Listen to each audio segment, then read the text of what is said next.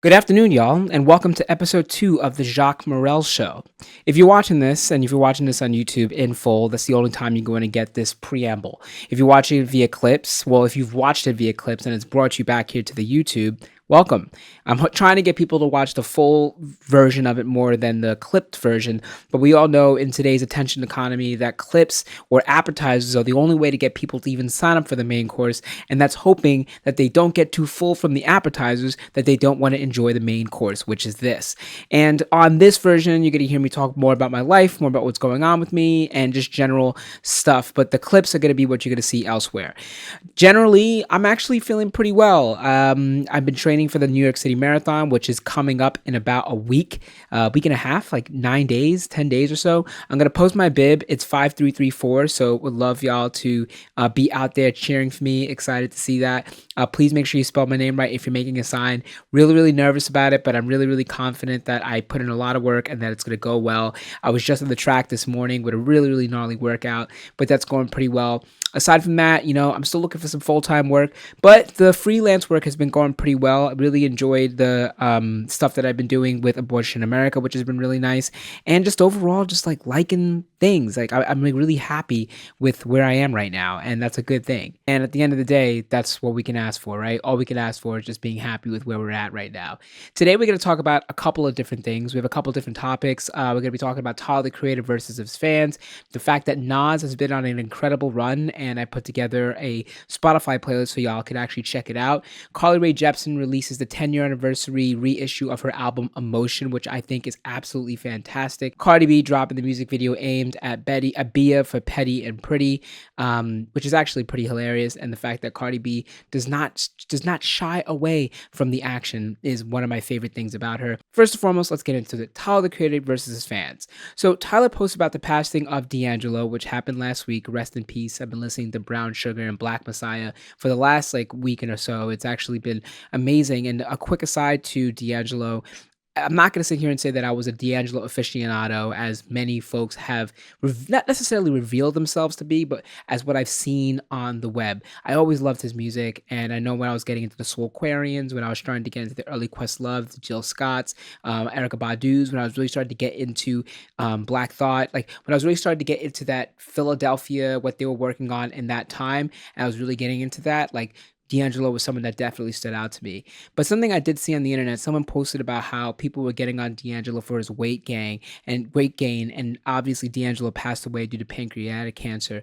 And one thing folks need to understand is people are going through things and we don't know what people are going through. So we have to choose humanity when we engage with people on the internet. It's so easy to come at people for their appearances without knowing what's the story behind that. Now, this is me, someone that's about to devote an entire segment of the show to Cardi B's Pretty and Petty, where she's aimed at Bia, but that's a whole nother squabble. This is talking about, you would never know what someone's going through. So I think we should start looking at ways to kind of engage with people where they're at and to be a lot nicer, because effectively D'Angelo passed away from this out of nowhere. No one expected this. And honestly, that's the way most people pass away, unexpectedly, because most people aren't necessarily broadcasting what's going on with them. So we have to look at that, and we have to look at that with a critical eye. We have to look at that with the eye of empathy. And it's a shame. Rest in peace, D'Angelo. You were definitely missed, and you were definitely leaving a chasm in the music industry that has not yet that will never be filled. And it's a shame that I wish I was able to see him live. Everything I've heard about his live performances have been incredible. So rest in peace to D'Angelo. So Tyler, the Creator, posted a really sweet story about how he spent the last $20 of his birthday money on Voodoo when it came out in the year 2000, and how he went through the liner notes and how he listened to that album every single day. And that was an album that essentially undergirded, and then D'Angelo proper was music that undergirded his musical critical experience, and that is something that has stuck with him ever since.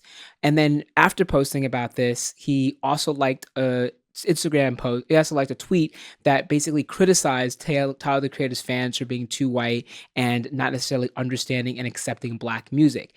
Now, as we know, the internet always has receipts, and we'll get to the receipts in a second. But Tyler the Creator, people then pulled up a litany, let's be completely honest, of Tyler the Creator's anti-black posts from 2010 to like 2014, 2015. Stuff that is incredibly abhorrent when Tyler the Creator was literally like an edgelord. And we can't even sit here and say that he was a teenager, because he was like very much in his early to mid 20s for this. And people have been pointing out that Tyler the Creator has been anti-black, and that Tyler the Creator's fans almost fed into this. His fans aren't necessarily the same as they were previously. A lot of his fans have grown up, and his fans are still largely white. I've seen Tyler the Creator on tour many, many times, and it's a lot of white people. But I think one thing that people are asking is Tyler the Creator responsible for his fans? And personally, I kind of agree. I think Tyler the Creator is responsible for his fans. And I also do believe that the fact that he's criticizing his fandom, and he's criticizing how his fandom is engaging with the music that made him, is a very it's a very clear indication that he's looking for ways to correct this.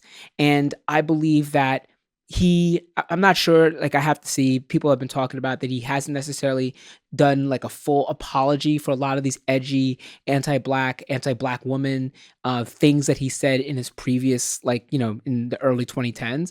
And he said a lot of like wild stuff. I mean, to be quite honest, we all said a lot of wild things, and that now he's deleting a lot of these tweets, and some people are getting mad at him for deleting them. But personally, I don't think he's deleting them out of trying to erase what he did. I think he's kind of deleting them out of shame, more of like somebody that's kind of feels embarrassed for who he previously was, and is now reckoning with that.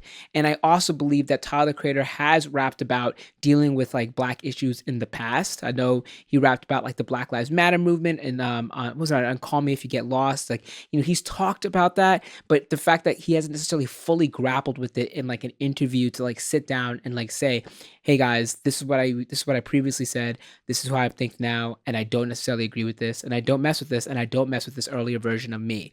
And it almost is like, would Tyler's 2010 self like his 2025 self? I don't know. Would his 2012 self like his 2025 self? I don't know.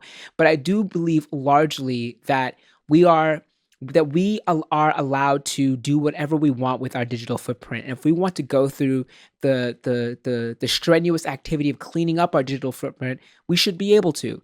Now, Tyler the Creator is a celebrity, and his digital footprint, because of that, his digital footprint is more permanent than yours and mine. I deleted a lot of my tweets pre-2016 because I said a lot of crazy dumb things, and it wasn't because I was trying to be edgy. It wasn't because, a lot of it was to be edgy, but also it was just an evolution of how I thought and how I expressed myself in the world. And as a millennial, we kind of come from this place where a lot of us didn't realize that we were publishing things on the web. I look at my Facebook posts from like 2007 or 2008, and I'm 18, 19, saying the craziest things ever, like Bush era stuff. Like, we were reared in the era of peak South Park, peak Family Guy. We were reared in, we used to say, like, excuse me, but I'm going to use this to make a point. We would say, that's so gay to call something stupid, right? Like, that was a common utterance from us. And I really believe Tyler, as his age, I think Tyler's in his early 30s, like similar age, similar vibe. We were all cut from that same cloth, where the edginess was kind of like what allowed us to stand out. And I believe that Gen Z now is raised with a different understanding of what their digital footprint would be because of what we as millennials have gone through. But I also do believe that if we want to go back and clean that up, that's why we can present ourselves better. That's why we can show that we've grown and how we've grown. I think that is okay. And I do believe that with Tyler here, I think Tyler needs to actually do like a full-on, a full-fledged, a full-throated, if you will, like under grappling with who he previously was, because he is a public figure. And if you're going to be a public figure, you have to admit your faults and admit who you previously was and what you previously talked about. I'll be honest and say that I said a lot of dumb things on the internet, and I don't like that I said those dumb things, and I cleaned those dumb things up. And I think Tyler should do the same. I feel like Tyler's music has grown, and Tyler, the creator, the place that he shows his growth so much is his music, like Igor, Flower Boy, right? It is how he grows in his music and how he tries to expand his listener base and introduce them to different sounds and to different forms of Black music, and is very intentional with how he presents this like how he presents his bedrockness and how he presents the fact that he's rooted in black music. And I feel like that's something Tyler has to definitely grapple with. And I think hopefully he will definitely say something about. But I mean, he's definitely getting the flack for it. And as we know, it's the internet. The flack's gonna it's gonna burn hot for a little bit, and then it's gonna go away. But I largely believe that like Tyler is definitely like us should be in charge of his own digital footprint, and if he's trying to clean that up, he has to definitely say something about it. And I think it will make it all go away. But in 6 months, like no one's really gonna think about this. It'll just be one other thing that he did. I mean, he was banned from the UK for a little bit. Like you're forgetting that like we're getting a desensitized, a sanitized, if you will, actually Tyler the Creator. And I really do wonder, would Tyler the Creator of 2012 like Tyler the Creator of 2025? I think he would, but I also think that Tyler the Creator would think he was a pussy in some ways, right? But that's growth, right? Like would me of 2012 like me of 2025? Yes. But I think me of 2012 would be like, why are you so guarded with how you use your speech on the internet? Just say what you want to say. And but me of 2025 knows you can't necessarily always say what you want to say. Sometimes you got to put it through a couple filters, and you put it through those filters because you don't know who's going to engage with it. And I feel like in 2012, Tyler was engaging with an audience that was pushing, that was also feeding back into that was also living in that life with him. And now he's not living in that life, and I feel like it's, if he wants to change that, it is more than his prerogative. Because like come on, like all it does is all it exists is for moments for us to continue to wax poetic on. But what we really should do is just kind of accept that people grow, people change, and that people don't always live the same lives. And I think that's a good thing. So I think it's a good thing that he is getting this backlash, but I also think it's a good thing that he's going through the fact and cleaning some of these tweets up, because I know there are going to be some people that are going to be like, no, keep them up. But I'm like, no, take them down. They already screenshotted, so you might as well take them down. Check out the screenshot if you want. But if I'm Tyler the Creator, yeah, I'm pro taking him down. And I also believe it's kind of like there is like it's like if you're not a public figure, you're kind of looking at it as like, no, you should have this scarlet letter on you forever. But if he doesn't mess with that stuff anymore, then he should be able to take it down. Up next in the docket, we'll talk about Nas's amazing run over the last couple months. Now, I was listening to Nas and Big L's song "You Ain't Got a Chance," which is coming on a new album from Big L, from Mass Appeal and Flamboyant Records, and I think it's amazing. I think they're pretty much every single Big L verse is pretty much already out there anymore. I don't know if there's anything unreleased. I haven't done too much research onto this, but I do know that the verse on "You Ain't Got a Chance" is from like a Tim Westwood freestyle from like back in like 1995 or 1996. I'm not 1000% on it, but I think that's where it's from. So largely, I think that there's definitely it's definitely nice to hear some Big L again. And I used to listen to a lot of Big L. The Big Picture, Lifestyles of the Poor and Dangerous is one of my favorite albums. It's one of the albums that when I was first getting into hip hop, circa like 2002, 2003, when I was in 8th, 9th, 10th grade, that was one of the albums I constantly had on repeat. And even when I wanted to be a rapper, I'm not gonna.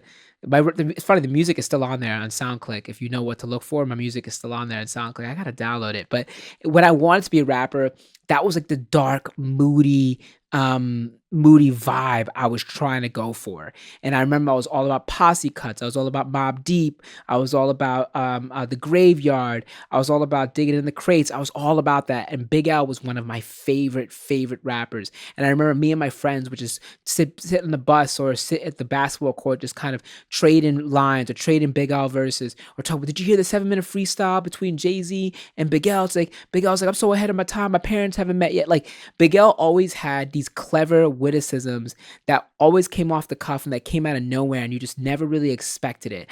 And he had such a fly, flamboyant, very Harlem, very chill, very cool. Now he was killed he was killed allegedly for his brother shotgun blast. Kind of crazy. And it's like, it's a shame. It's like one of those instances where it's like what you rap about is like kind of often what kind of comes and gets you, which is like really, really sad. But that's, how it happened. Long story. But Big L is easily one of the best rappers. And I think like if he had continued, if he had survived, I think he'd still be just as clever as he was back then. But the song between "You Ain't Got a Chance" between Nas and Big L, I was listening to Nas's verse. Big L had a great verse. And I think it's almost a cheat code for a rapper to write a verse on someone that has already died. You know what I mean? Like, when Eminem did the Dead Wrong freestyle, like, of course he was gonna kill. He was gonna wax Biggie Smalls on it because Biggie Smalls was dead already. Like, when you're rapping with somebody that's already died, like, it's like super easy to do that. Kind of when Jadakiss was dissing Nas, like, it was dissing 50 Cent. He's like, I'm on real songs with Big. Like, you know what I mean? Like, it's yes, like it's easy to wax a rapper that has already died if you've already heard the verse, if the verse has already been out there. But I just want to say, Nas absolutely destroys this verse, and it is the latest verse in a string of verses that Nas has been killing. Here's a couple other instances where he has, right. His song Omerta with Raekwon, fantastic. He raps about what feels like 32 bars. I really think it's absolutely amazing. Pour the Henny off of the Mobb Deep album, where he's like actually just like killing it. He says, "You could be bored to death or either die laughing, both while you still live in, hopefully on high fashion." And then on You Ain't Got a Chance, Nas says, "I'll hold your skull with my fingers in your eye sockets. I won't even snitch to God. I'ma die solid." And then here, 139th Lenox Avenue, my friend Big L was the last of them. I'm glad I'm from the same graduating class as him. I really feel like Nas has been on an epic run. His verse on Clips is like God Sort Them Out was a gem on an already classic album, already perfect album. And I think he's really almost like headed into like his fourth wind. Like, his first win was obviously the first couple albums. His second win was Stillmatic, right? His third win has been King's Disease, Magic, right? The King's Disease series and Magic, right? And then now, like, he's dropping an album with DJ Premier in a couple months. Like, come on. Like, come on. Like, Nas, man, it shows that like you haven't missed a beat. And here's what I'll say too. I've been telling my barber this for months now, right? I feel like Nas's run should be a clarion call to Hove, okay? Like, I know Hove dropped that amazing verse God did, which effectively satisfied everybody that has been clamoring for a Hove album for a while, okay? Yes. But I feel like if I'm Hove, if I'm Jay, listening to Nas as of late, I got to be sitting here thinking to myself, my direct contemporary, because let's be honest, Nas is Jay's direct contemporary. If I'm Jay, I'm sitting, my direct contemporary is absolutely killing it. And he's listening to this. So I'm sitting here like, Hove, what's going on, bro? We need some music. I mean, the project he put out with Jay Electronica was fantastic. It was effectively a Jay-Z album featuring Jay Electronica. But I really feel like Hove, we need some Hove. And I feel like Nas on this run shows me that Nas is a perennial rapper, that he is one of the greatest of all time, and he continues to be slick and sharp with the pen, but also shows that that effectively that Jay-Z needs to drop something. I'm just gonna say Jay-Z needs to drop something. That to me, that's where it's coming. That's what I'm getting from it. Next on the docket today is Rae Jepson's re-release of Emotion. I know I went from Tyler the Creator to Nas to Jay-Z to Rae Jepson, but honestly, we're talking about three goats here, and Carly is definitely one of them. It's been 10 years since Rae released Emotion, one of the greatest pop albums of all time, and this is something that's widely accepted in the pop music crowd, but it definitely sounds crazy to folks outside of it because everybody thinks of Rae Jepson as the Call Me Maybe girl, but I think with this project, Rae really showed that not only was pop to be taken seriously, that she herself was to be taken seriously. There are 4 additional songs in the album. She put Cut to the Feeling on it, which initially came out in 2016 because it was supposed to come out for something else, but like it's really good.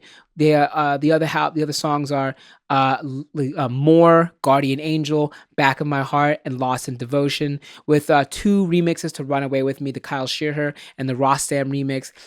Personally, I feel like More is absolutely beautiful and Guardian Angel is absolutely beautiful. I think Rae, I've seen her in concert 3 times. I know y'all are learning a lot about me on this show, but I've seen her in concert 3 times, and every single time it's been great. And I really believe that like Rae is just one of those artists. I listened to this project maybe 4 times in the last couple days just to like kind of get back into it. And I'll be real with you, I got put on to Emotion late. I started listening to Emotion in 2017. I just started a Genius, and I remember I embarked on this 365-day one album a day challenge, which I pretty much made 300 days in, and then I couldn't keep up with it. But I had a whole spreadsheet where I was listening to albums, and one of the albums on that spreadsheet was Rae Jepson's Emotion. Now, I was just getting more seriously into pop. I had always been a pop head. I was a huge Madonna fan, a Robin. I've always been really into pop, but like, I had not necessarily, I wasn't there for Emotion when it first came out. And I remember listening to it and I was just blown away. And then, I saw her on the Dedicated tour. I saw her a few times. And I actually saw her at New Year's Day 2012 going to 2013 because my friend Kevin was hosting the concert at the Hard Rock Hotel. And I have a picture with her somewhere. I'm gonna see if I could find it. And anyways, Carly Rae is an OG in this game. And I feel like she once said that she makes music that's good to clean your house to, but Emotion is good to just like, yeah, clean your house to and just like throw your hands up and just think of yourself as like this fleeting, just feeding a living human being. It's very human music. I think that's a good way to put it. I feel like Rae Jepsen's Emotion is very human music. It's very yearning music. It talks about thirst. It talks about love. It talks about gripes. Like my favorite songs on the album are obviously "Run Away with Me," "Emotions," "I Really Like You," "Making the Most of the Night." "LA Hallucinations" is absolutely amazing. "I Didn't Just Come Here to Dance" is one of my favorite songs ever because it's such a powerful, like, hey, look, I'm trying to like hook up with you. You know what I mean? Like, we're gonna dance and stuff like that, but I'm trying to like hook up with you. "Never Get to Hold You," like so good. Really, really good. And like beautiful project. 10 out of 10, no skips at all. And I really believe if you're not listening to Rae Jepsen and you like pop music, if you like Charlie XCX, if you like Taylor Swift, which we talked about before, if you like these artists, you should definitely listen to Rae Jepsen. She's an OG. And you know what it is too?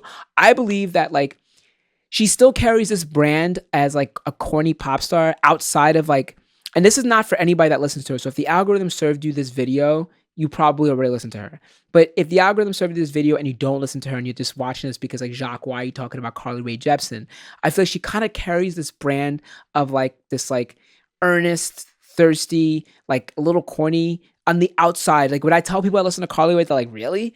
And I feel like you need to just like kind of let that go and just listen to it. I'm so serious. I really think if you just let that go and listen to it, you will absolutely love it. I really believe so. I really believe the music is really good. Just saying.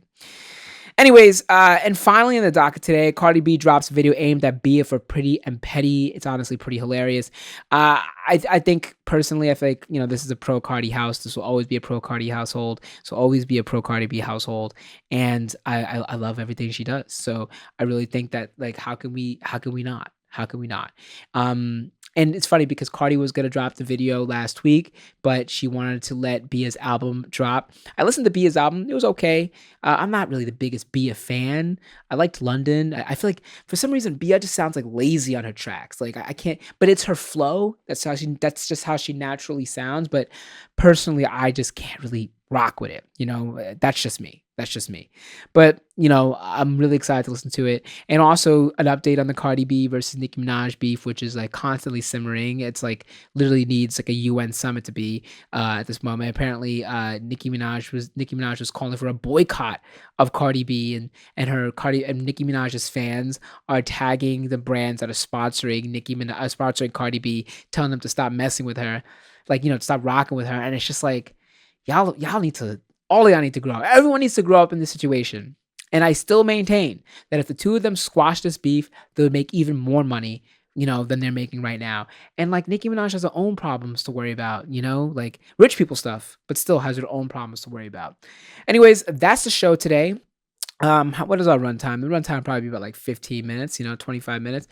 Thanks for tuning in. Let me know what y'all think. Drop a like. If you made it this far, drop 4 W's in the comments. If you actually watch this entire show, it's really amazing.